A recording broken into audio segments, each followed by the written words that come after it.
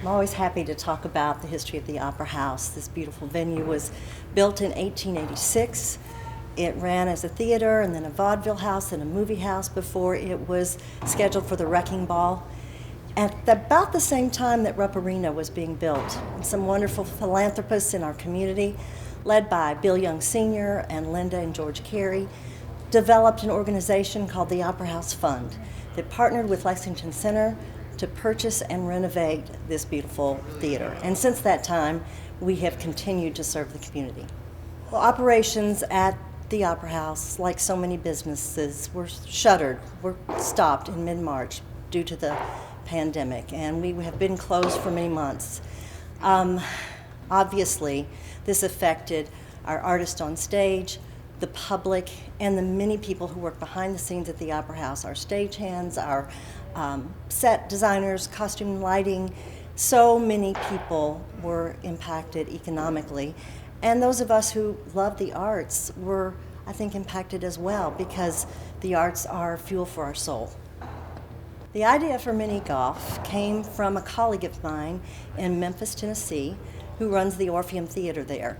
He and I were talking back in mid-fall, and he told me that they were starting a similar idea there.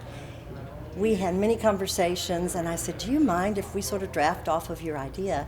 He said, please do. At that point, I went first to my tech coordinator, Matt Bledsoe, and I sprung the idea on him, and I said, don't laugh, just listen.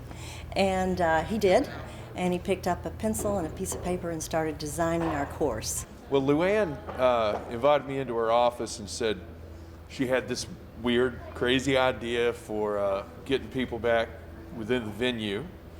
And when she broke it to me, I immediately started thinking about the different shows that we've had here and how we can apply that to the mini golf game. It be memorable to the people who've seen the shows. They can take the image of what the whole may look like and you just immediately take them back to the show.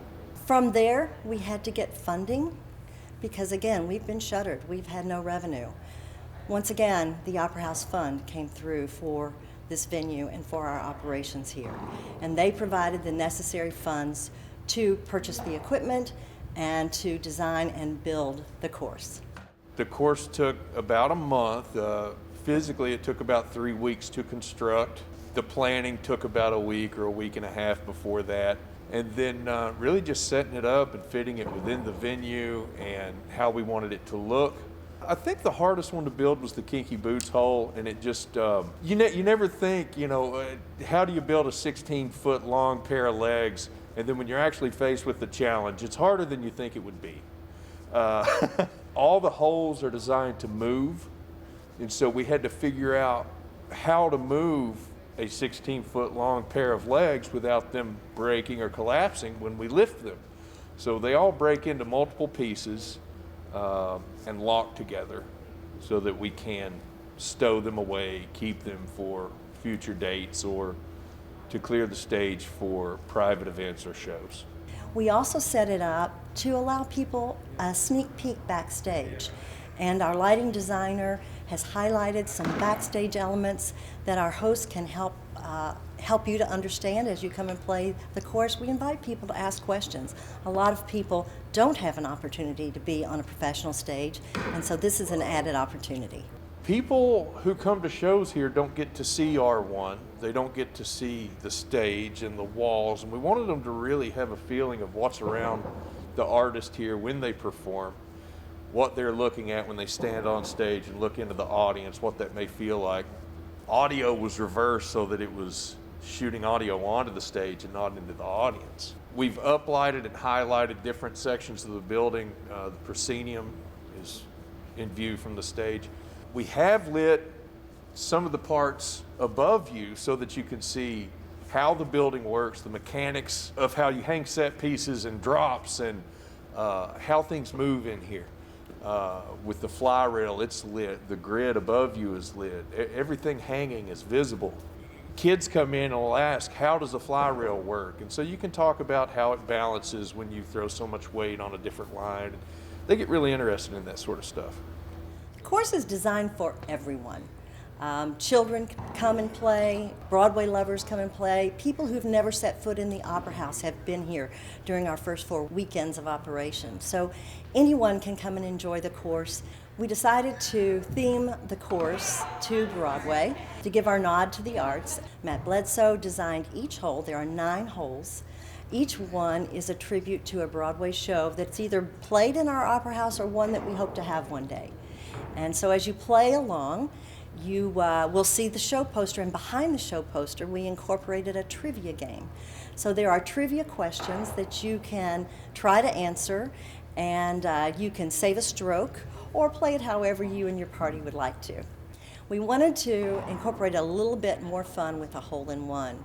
So our 9th hole, the Hamilton hole, we encourage people not to throw away their shot, and if they get a hole-in-one, we will put their name up in lights on our Broadway marquee. And that's been a lot of fun. People are real excited to see their name in lights. Everyone's cheering everyone on. When there are lots of people on the stage, they're cheering for each other, even if they don't know one another. We also offer the course to those who might be interested in hosting a company outing or a birthday party or a group celebration. You can come and play mini golf at the Opera House safely and yet enjoy the company of friends. We'll all be in masks. We will social distance around the course, and we've had several already, and we invite people to do that. And we will also entertain times that are not within the normal operating hours of the weekend to do that. In fact, we had a birthday party just last night. When you come to play mini golf on Broadway, we invite you to take your picture on stage. We have a big banner that says, "I played the Lexington Opera House." And we also have a souvenir golf ball that's available for just $2 to support the Opera House Fund and our efforts here at the venue.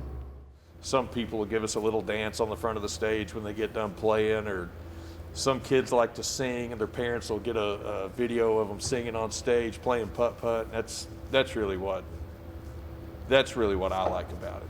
It's just getting the people back in here and experiencing this again. After so many months of being shuttered and not seeing the public come through the doors of the Opera House, it was heartwarming when we could once again open our doors and allow people to come in and enjoy the arts in a much different way. Our mini golf course is Broadway-inspired, so we are enjoying theater, but in a different way from what is normally perceived here at the Opera House. But it's been so much fun. We hope to run mini golf as long as there's interest in our community. We love having people here on the weekends. We're currently open Fridays, Saturdays, and Sundays, and so there are tea times available. We want that to continue as long as there is interest, as long as people are looking for a fun, safe activity for their friends and family.